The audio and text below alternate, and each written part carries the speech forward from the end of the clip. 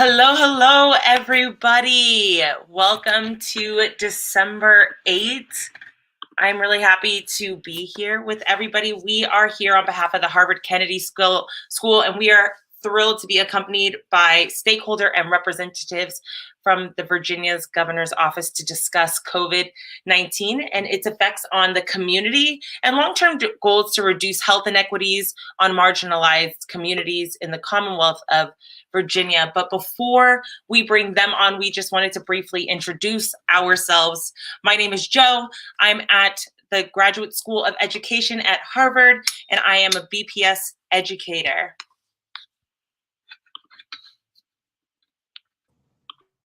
Hi, everyone. My name is Cassandra. I'm a joint MBA MPP at Harvard Kennedy School. I'm really excited to be here. Hi, all. I'm Derva Trivedi. I'm a concurrent MPP JD student at Harvard Kennedy School. I'm really excited to be here. Hi, everyone. I'm Rashmi. I'm a MPA ID student at the Kennedy School, and very, very excited to have this happen here. And hi, everybody. I'm Sharma Joseph. I am an MPH student at the Chan School, and I'm an anesthesiologist and a critical care physician. Go team!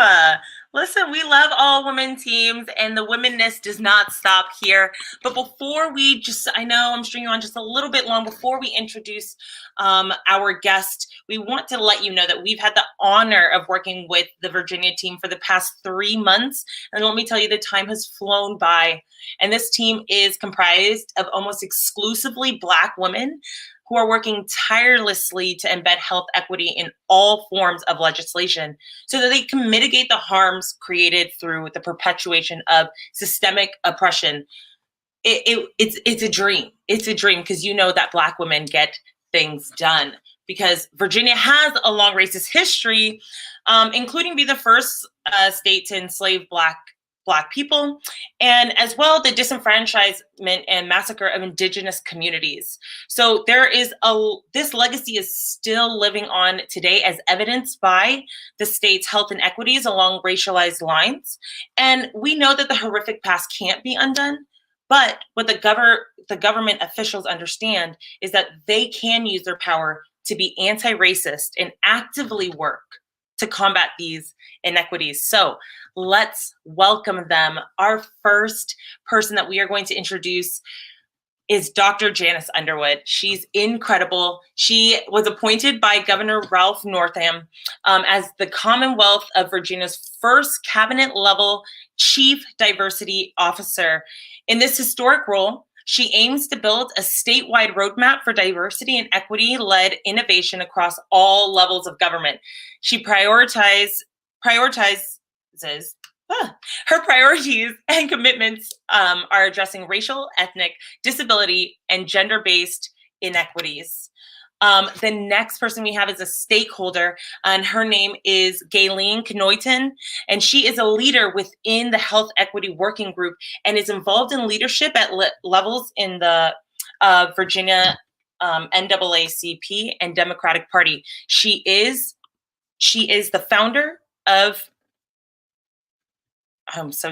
She is the founder of Celebrate Healthcare. Celebrate Healthcare. And then Sable K. Nelson, lastly, is the senior public health educator and analyst currently serving as the acting director of the Office of Equity at the Virginia Department of Health, working across multiple public health constituencies to lead initiatives that educate and empower communities across the Commonwealth of Virginia, as well as evaluate and maximize the success of their current and proposed health programs and legislation. So if we were in class, we would all unmute and welcome them with a hearty hello. So let's please unmute and do that now. Welcome, welcome, welcome, welcome.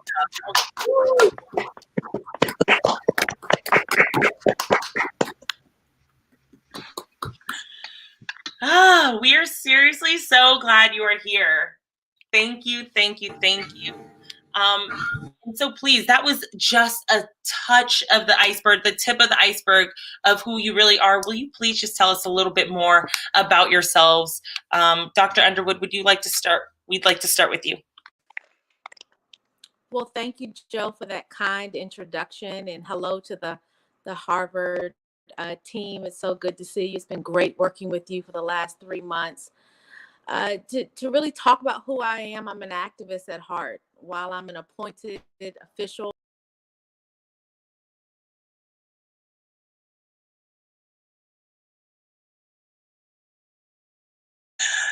All right, don't worry. She's definitely going to be back. Galen, would you like to step in her seat? Here she is. She's coming back right now.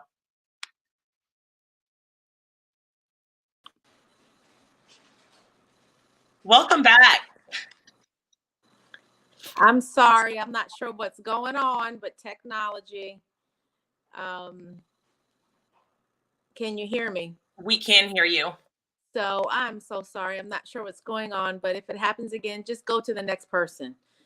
Just that kind of day. But I'm a former biology teacher. I have taught students a love for science, and students with and without disabilities, students where language was their first chosen or preferred, English was their first chosen language, and students for which English was not their preferred language. And I got to tell you, given some of the recent announcements of cabinet picks, I say welcome back to science. I'm so excited as a science educator that we're gonna have like grown-ups in charge of the nation again. And but I'm also a mom. I'm a mother, a wife, a daughter, and a lover of people. I believe in servant leadership. And I guess the word that best describes me is tenacious. I'm not giving up. I'm going to have tough conversations. And that's what I'm doing as the first cabinet level chief diversity officer in a governor's office for the Commonwealth of Virginia and the nation. We're having tough conversations across multiple sectors. And I'm happy to have this one with you all.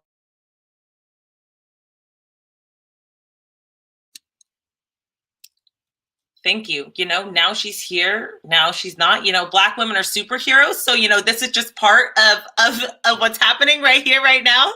And we are going to pass it on. Let's stick in the governor's office. Sable K, may we pass it to you? Absolutely. Greetings, everyone. I'm Sable K. Nelson Dyer. I am the acting director of the Office of Health Equity. And a little bit about myself that is not like in the bio. I'm a lawyer by training. I went to North Carolina Central University, in particular because it's the only law school in the country that has a biotechnology and pharmaceutical law review. And I'm specifically interested at exploring equity issues at the intersection of science and law, and how we can utilize some of those systemic features to ensure that those historically underrepresented populations get the assistance and support that they need so they can have equal access and have improved health outcomes.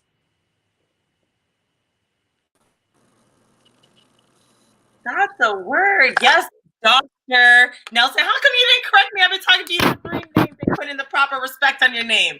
Oh my goodness. Very cool. All these Black women in science, like my whole heart, it's just warm. It's warm. This is amazing. And last but certainly not least, Galen, please introduce yourself. Thank you so much for having me today. I'm honored to be here with you.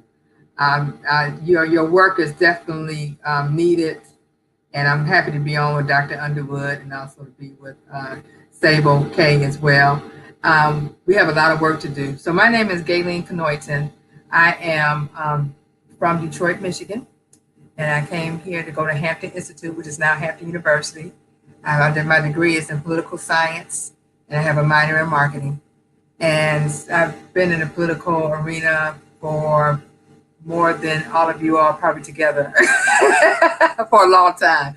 But anyway, so I am the Virginia State Conference NAACP Political Action Chair. I'm also president of my branch in Hampton, and I'm also the vice president for Region 1, which is Hampton Roads and some other cities. And I have a company that's called Celebrate Healthcare, which started in 2013. We advocated to get the Affordable Care Plan passed. You know, it was politicized. And once it was passed, and it was the first enrollment was in 2013, everybody was treating it like it was political, and no one wanted to touch it. And so I started a company called Celebrate Healthcare to ensure that the base knew about the Affordable Care, were educated, was able to be enrolled, and knew that it worked. And I knew that if we got enough people enrolled into the Affordable Care, that it couldn't be dismantled. At the same time, we were able to advocate why Medicaid needed to be expanded and why people needed to go to the polls to vote and who their representatives were. And so we were able to do that. So we were able to put thousands of people into ACA, also get people educated on Medicaid. Medicaid got expanded. So now we get people into Medicaid. And so now we're on to making sure that everyone knows about the vaccine.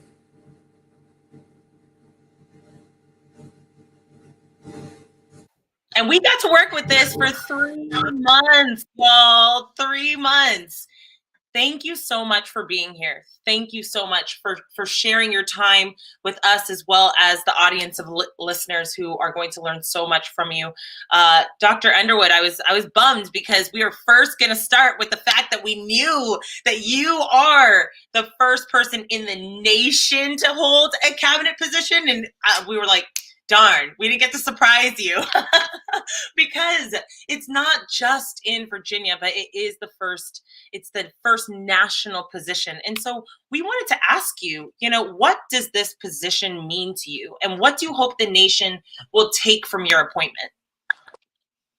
Well, that's a really great question, Joe, but I'm going to take it back even before I was announced. Early on in the summer of 2019, when I got the feeling that the governor was going to ask me to do this, take this mission on. I remember sitting in the audience during our 1619 commemoration when we were at Fort Monroe, on the shores of where the first 20 and odd enslaved Africans were forced to Hampton, now Hampton, Virginia, off of the White Lion. And I remember sitting in the audience listening to his speech and his words, and I could feel the energy. I could feel the energy of the ancestors whose shoulders I stood on. I could feel the weight of the responsibility, that this is a work that was a calling, that I was chosen for such a time as this. But in the same way, Governor Northam and Mrs. Northam were also chosen for this work. And by their example, they have shared, they had an incomplete knowledge of what racial oppression was and the manifestations by which it shows itself now. We don't have Jim Crow laws anymore, but we have more like James Crow Esquire laws and policies and practices and beliefs and ideologies. And they're so deeply ingrained into the systems that were created right here in Virginia. Our system of representative government started here in Virginia in 1619. And so as we also think about those in duality, how can we use this position in this moment, these calls for racial justice, so that we can get to the promise of liberty and justice for all?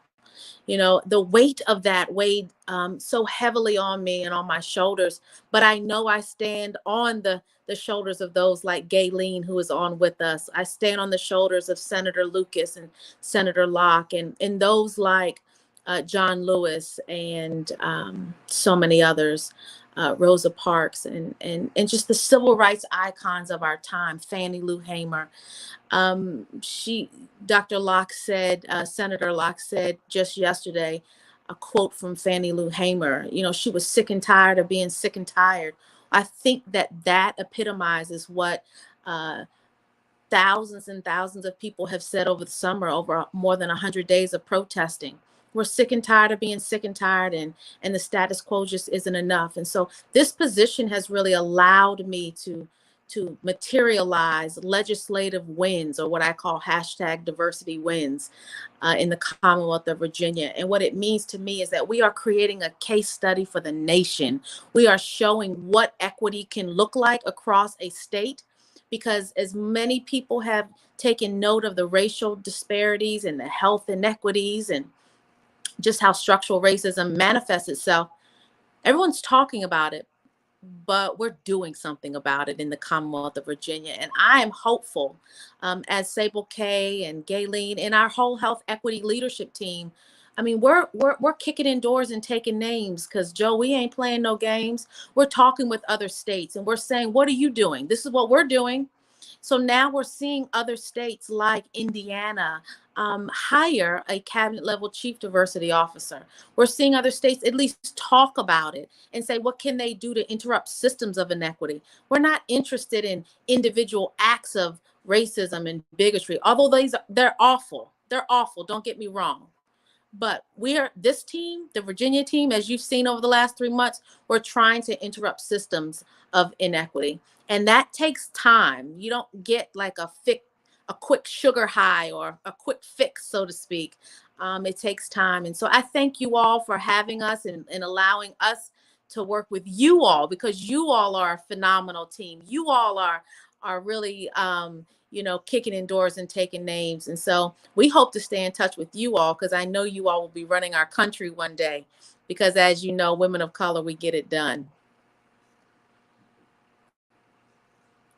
Period. Because it needed to be there. Thank you for setting an example, Dr. Underwood, and for your example, just that ripple effect that it is already happening. And if I'm correct, right, as a result of the Office of Diversity, Inclusion, Equity, and Inclusion, Sable K, the Virginia Equity Leadership Task Force was developed to operationalize equity in the Virginia state agencies and local governments. Can you explain the mission of this task force and some of the immediate priorities? Absolutely. And I just want to make sure that your listeners and everyone understands that Virginia has been a thought leader and has been walking the walk in addition to talking the talk as it comes to integrating equity and ensuring that equity is at the foundation of our efforts, both programmatically as well as through our policy efforts. So within not even a full week, about 3 days after Virginia had its first confirmed case of COVID here in the Commonwealth, back in March, on March 11th, our Health Equity Working Group was convened. And even like working backwards, even before then, through our Office of Health Equity, the Virginia Department of Health has been ensuring to make sure that no particular populations were marginalized and that we had accurate public health information available for the residents of the Commonwealth of Virginia. Since our Health Equity Working Group has been set up in March, we have been working very intentionally to ensure that equity principles have been infused throughout the unified command leadership structure, and to ensure that to the best that we can proactively, and to the extent just given how quickly things have been moving, reactively, we ensure that there's an equity lens applied to all of the activities that we have been engaging with over the past few months. And it's really been a great opportunity for us to really show the residents of the Commonwealth of Virginia that we see you, we hear you, and we understand what's happening. For me personally, it's been very gratifying because in the 15 years I spent working prior to joining the Virginia Department of Health, I kind of circled between working on Capitol Hill, interfacing with White House officials, and being in courtrooms advocating for healthcare rights. So this has been a perfect storm of opportunities for me to apply those lessons learned to ensure that people who don't always have those opportunities to show up in those spaces, in the meetings that I'm in, and this great team of women and other folks who we have on our team, that the meetings that we're a part of, that those faces, those voices, those stories, those lives, because we always talk about the numbers and the percentages and the percent positivity, but there are individual humans attached to each one of the statistics that we spout. And I believe that wholeheartedly that it's my job to bring those personal stories and to advance policies and programs to mitigate the impact of COVID-19 and to address the inequities that exist here in the Commonwealth. And with this team that we have across the way that our health equity leadership team was created is that we have leadership in equity in each one of the agencies that are leading our COVID-19 response. So we have an equity leader here at the Virginia Department of Health and myself. We have, of course, Dr. Janice Underwood, who's providing statewide leadership from the governor's office through the cabinet. And then we also have diversity leadership in the Virginia Department of Emergency Management under the direction of Curtis Brown, our state coordinator. Dr. Lauren Powell is providing an equity leadership voice there. So it's been like being able to synergize all of these different perspectives and lived experiences and professional experiences that have really improved the way that Virginia has been able to respond during this crisis.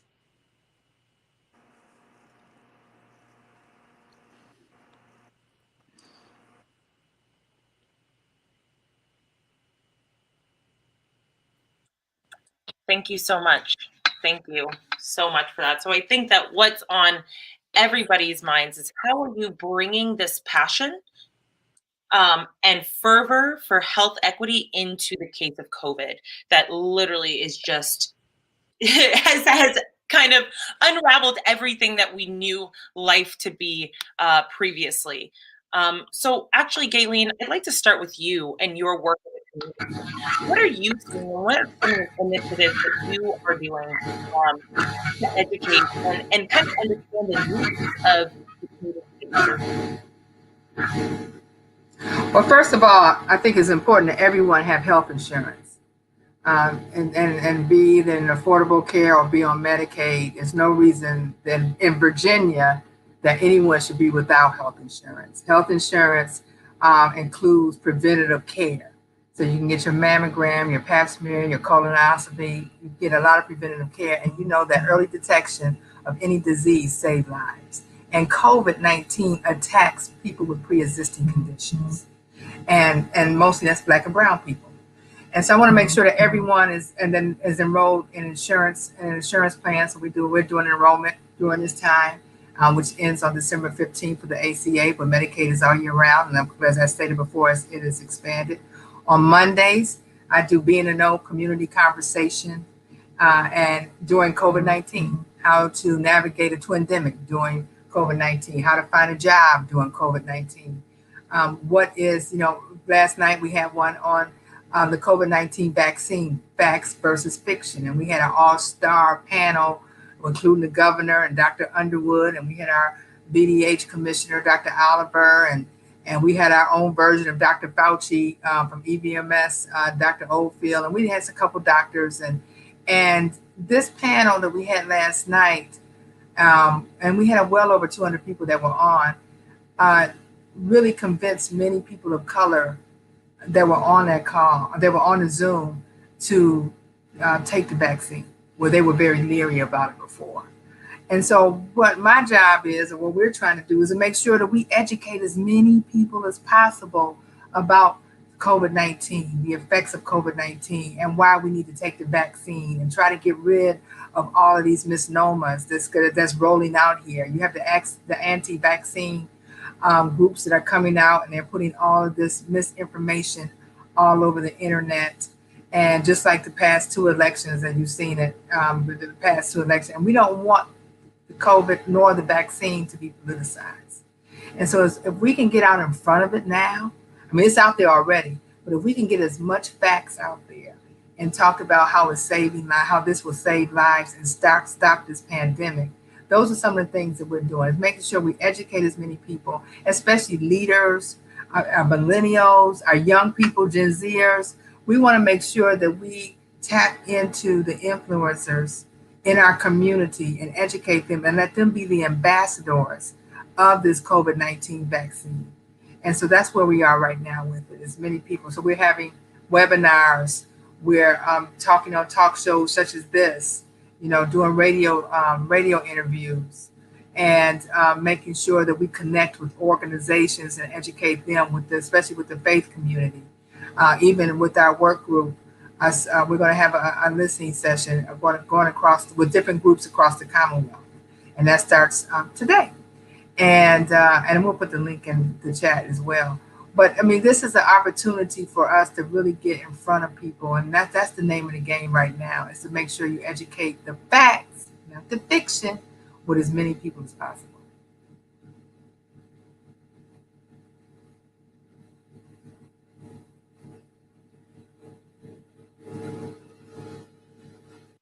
I imagine our president, Dr. Fauci, Dr. Joseph, is very pleased to hear that you are educating the populace. And there are, Black people are kind of reticent to take the vaccine.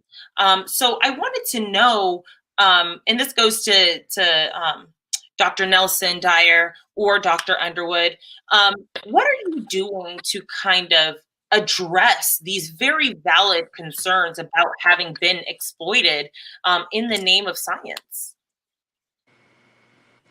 I think the first step is calling it and articulating and understanding that sin has happened.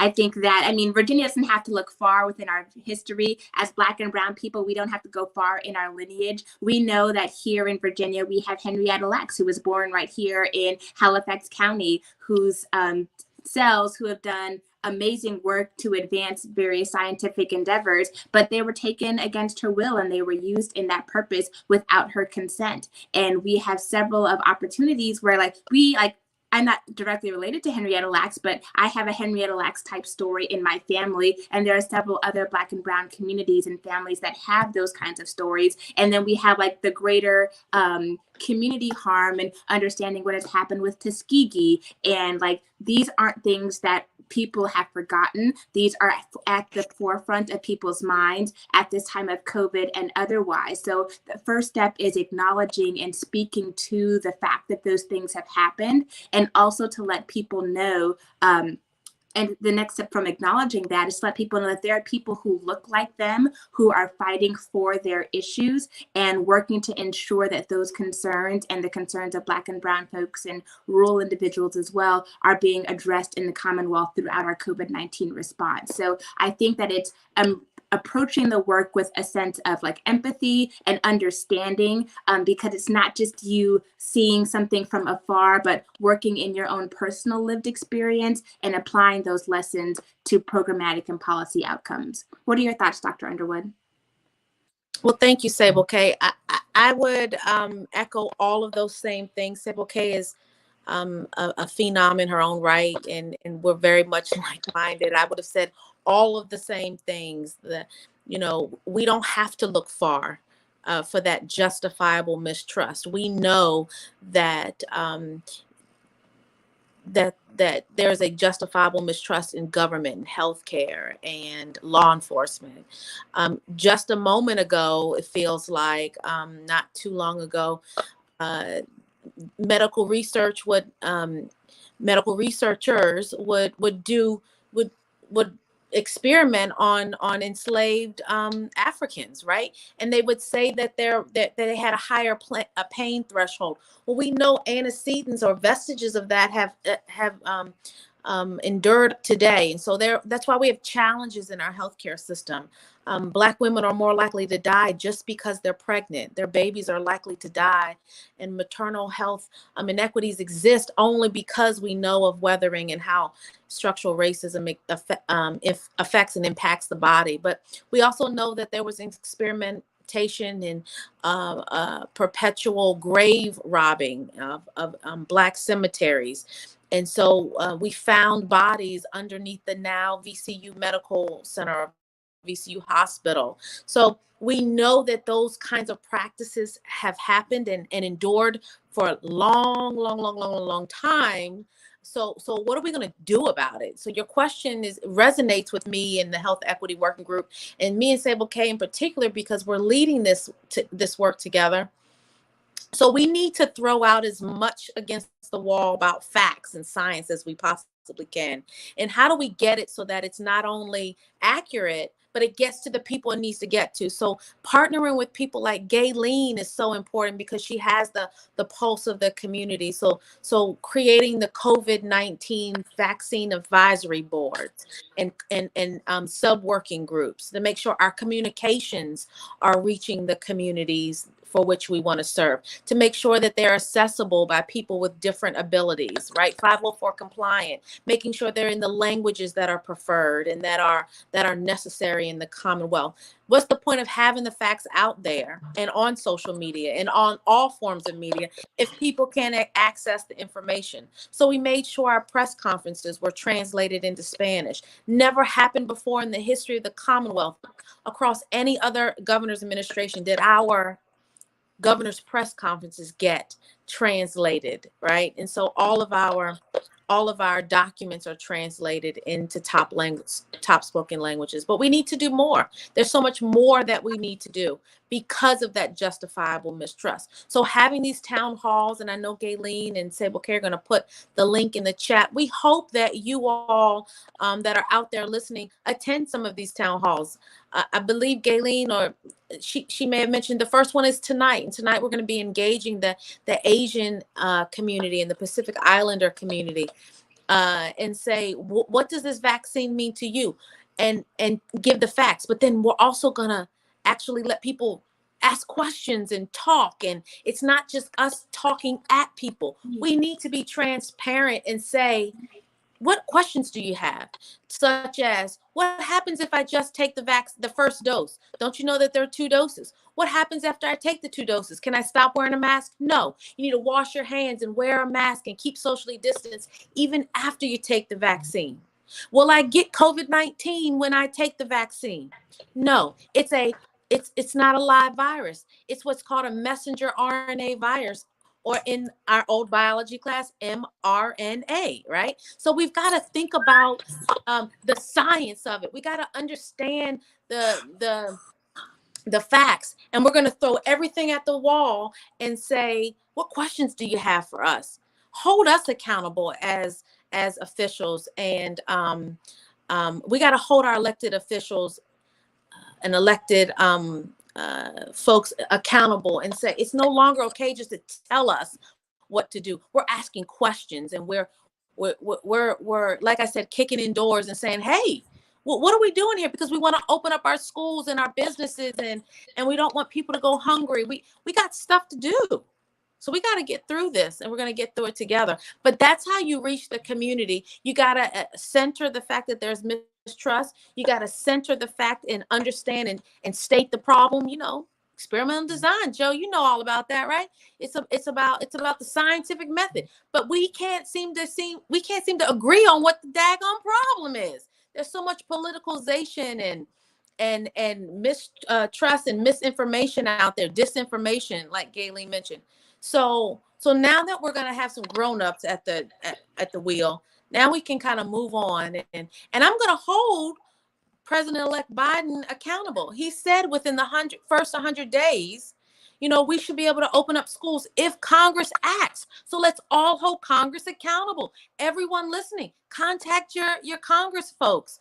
Contact our Washington and demand support, because lives and livelihoods are counting on it. And that's exactly what we're doing here in Virginia. But we also know vaccines are not going to save us from every societal ill. We know that racism is the larger public health crisis. Yesterday, the governor just signed Breonna's law. We're the only 3rd state in the nation to sign Breonna's law. Hashtag say her name. But the problem is, you know, we should be able to live in our homes safely, because that's where we are to social distance. We're being told to stay home. Well, how can we feel safe in our homes if we're worried that the police can just knock down our door and take our lives just because we're asleep doing nothing wrong, right? So there's that twin pandemic that we were talking about earlier. And so this team, the Health Equity Leadership Team, is tackling all of that in real time during a public health emergency, innovating, learning, and leading. And it's a lot. And I got to tell you, I can't do it without Sable K. Nelson, Curtis Brown, Dr. Lauren Powell, Desiree Branch Ellis, Mona Siddiqui, Alacia Hackett. These are the people that have helped us along the way. These are the people that have held our arms up because we were tired. And these are the people that are helping this work go forward. But we couldn't do it without community activists like Gayleen, the NAACP, the Virginia Coalition of Immigrant Rights. It takes all of us, faith leaders. It takes all of us. And it's that synergy that I really think that speaks to the strength of what we're doing here in Virginia, because we're not doing, I mean, we're most to the extent that we can working from home. But if I were at the office, literally the Virginia Department of Health sits on a slave gravesite on the right side. And then there's the Virginia, like the medical school that's built on top of slave bodies on the other side. So you know every day going to work just the impact of those pieces. And I think that the strength of what we're doing here and the reason and rationale for us to continue is that we have to transcend where we are doing the work and make sure that the messages and the information that we have penetrates into community. And that's why we have been coordinating with Gayleen and so many other community partners to ensure that our messages doesn't just stay here centralized in our offices or in our home offices to the extent that we can, but it gets into those grassroots areas so that they can operationalize these pieces and act. And our offices, the Office of Diversity, Equity, Inclusion, under Dr. Underwood's leadership, and the Office of Health Equity have really been about synergy, creating synergy between our two offices, but also making sure that synergy is disseminated throughout the Commonwealth.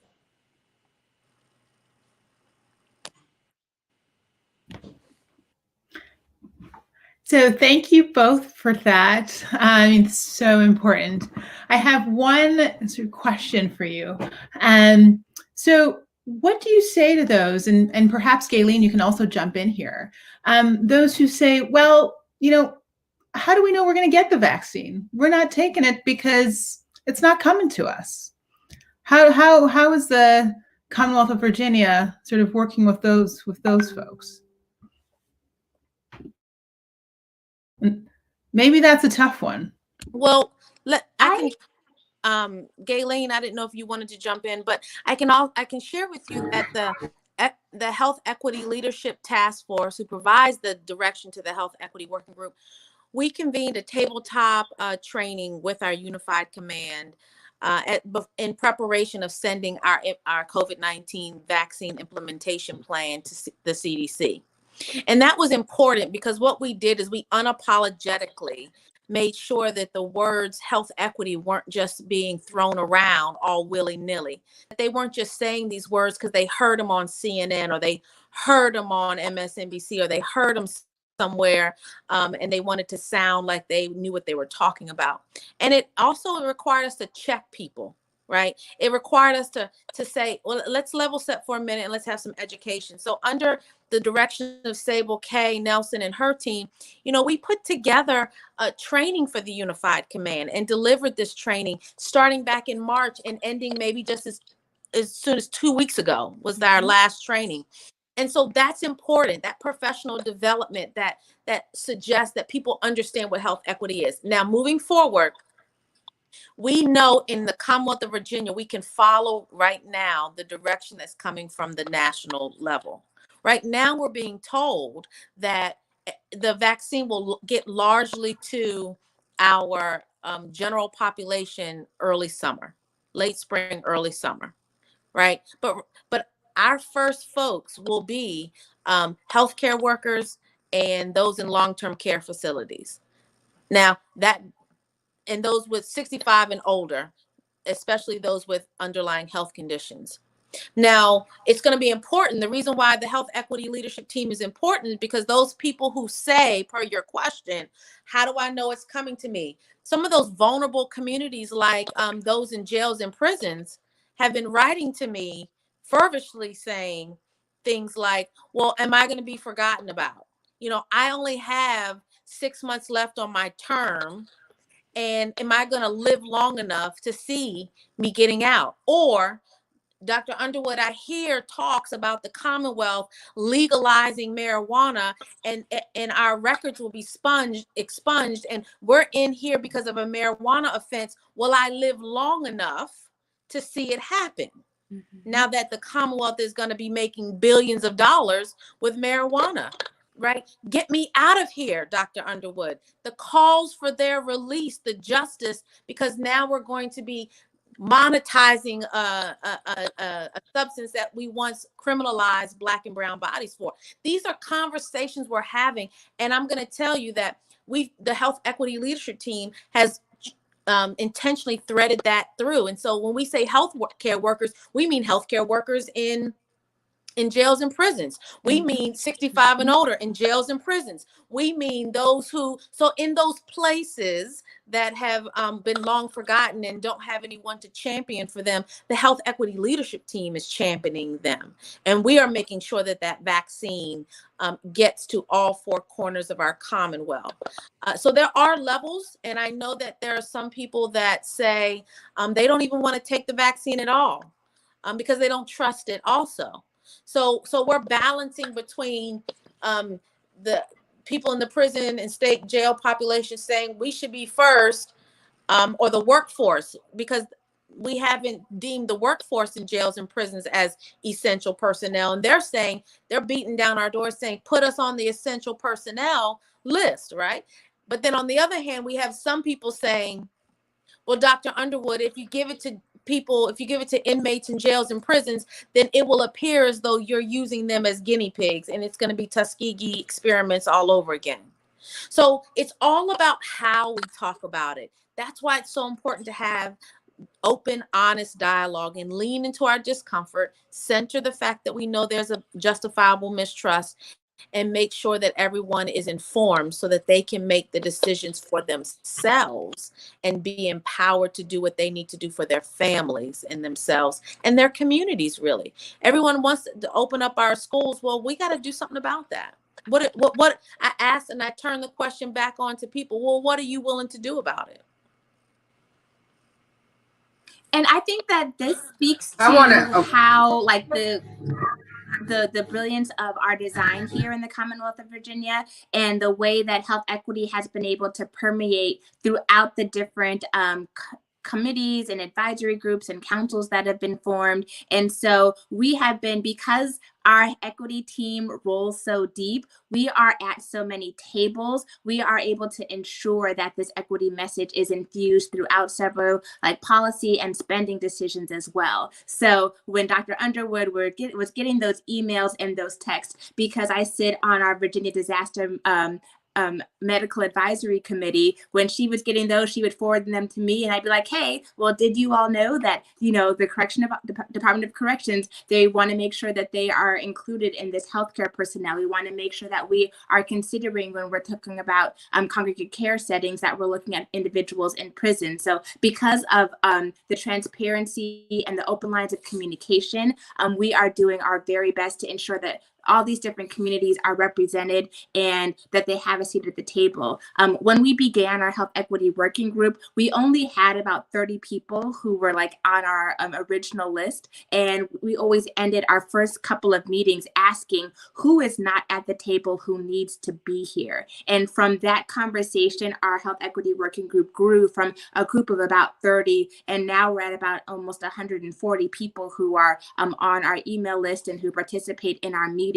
And I think that it's because we're able to ask who's not at the table, and that we have this big tent philosophy, trying to make sure that we have as many people share as many perspectives and ideas as possible, that helps us to address those equity concerns and really gives us an ear to the ground and help us to understand where those hesitancy about vaccines were. So when VDH was talking about developing this communications campaign, we were like, wait a minute, we're not going to develop this without community. So we were very intentional about having our community conversations so we could hear from folks about what the hesitancy is, why there's reluctance, so we can develop messages that will address those questions and help them to understand Virginia's been doing great work. Like our vaccine advisory group our vaccine group has been working since July, and we just want to let the residents of the Commonwealth of Virginia know we have been working so very hard over the weekend, 80, 100+ hour weeks, to make sure that we are doing our best to protect the health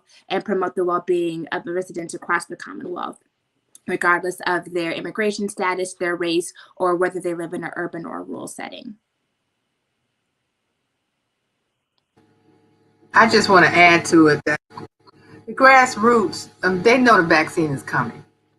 So you have a percentage that are afraid to take it, and you have another percentage that are waiting in line and think that they're going to be the last one to take it. I'm just like Dr. Underwood and Sable. I get letters from prisoners. I get letters from I get messages from homeless people. And now the question is, when are we going to get it? Are we going to be the last one to get it? That's the questions I'm getting now. Because the number one question or answer to the question is, this is not a live vaccine. You're not going to be injected with COVID. That's the overall message that we need to be saying, because everyone thinks I'm not going to be injected with COVID. And so now the question being, after last night we had our webinar, the question is, when can I take it? Are we going to be the last one to take it? Is it going to be all the way until next year, or is it going to be next summer? When am I going to take it now? Or am I going to die before, am I going to get COVID before I even take it? So they know the vaccine is coming. It's just a matter of, as I said earlier, it's about education. It's about making sure that everyone has the correct information, and they know that it's coming, and they trust that they will not be left out. I mean, I am very confident in Dr. Underwood and her office that they are fighting for us. And of course, we are fighting too. You know, she has backup. And so as long as she knows she has backup, we can echo the call and be in front of the call, and we can echo the call. And that's where you need more organizations, and they are stepping up to make sure you echo the call. And that's why we have these community conversations.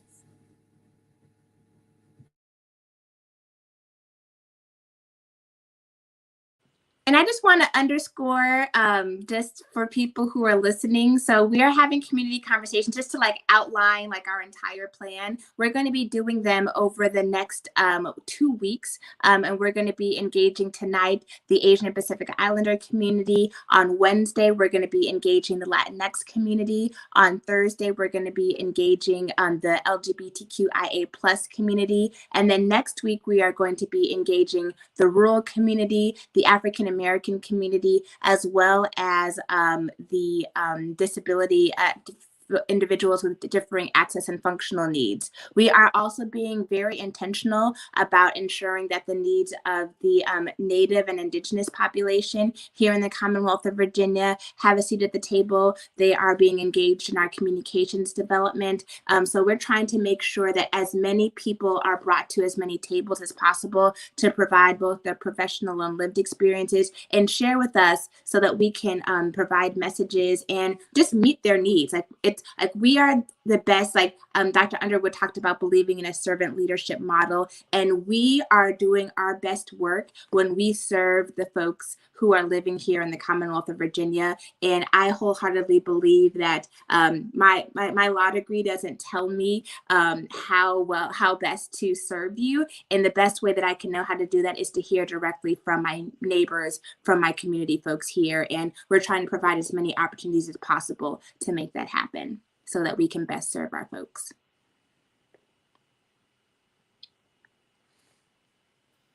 Thank you so much, all of you, for being here, for your time.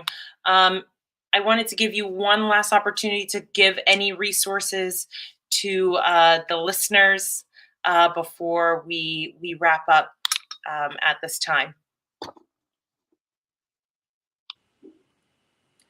Well, I would encourage folks to ensure that they are following the social media of the Office of the Director of Diversity, Equity, and Inclusion, Dr. Underwood's office. I'm sure she'll give that information shortly. And also to follow the Virginia Department of Health Office of Health Equity on the various social media channels. We're on Facebook, we're on Instagram, and also to follow VDH on YouTube. There are several informational videos that are out there. So if people have questions, what can I do to protect myself and my family?